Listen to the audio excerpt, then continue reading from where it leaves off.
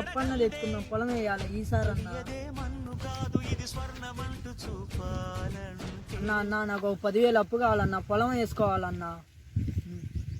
10,000 ఇస్తే అప్పు, నువ్వు డబ్బులు ఇవ్వాలి అన్న. 10 రోజుల్లో నీ డబ్బులు నీకు తెచ్చిస్తానన్న, నిజం అన్న. సరేనన్న.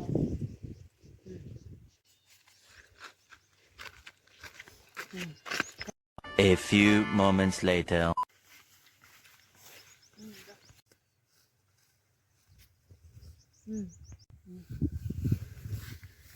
నా 10,000 డబ్బులు ఇరా, డబ్బులు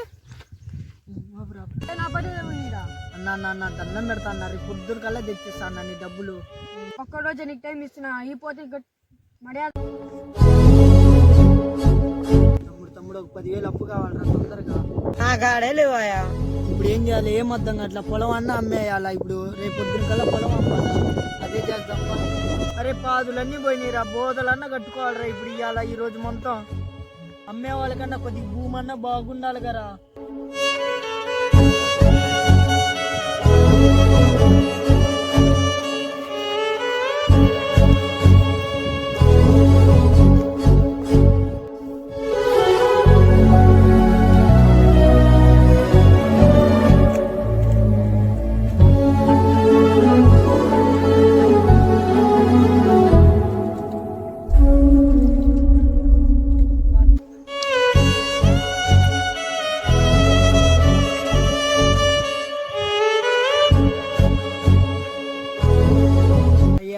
నా కాడ పంట ఉంది, ఏమన్నా కొనుక్కుంటారయ్యా పంట?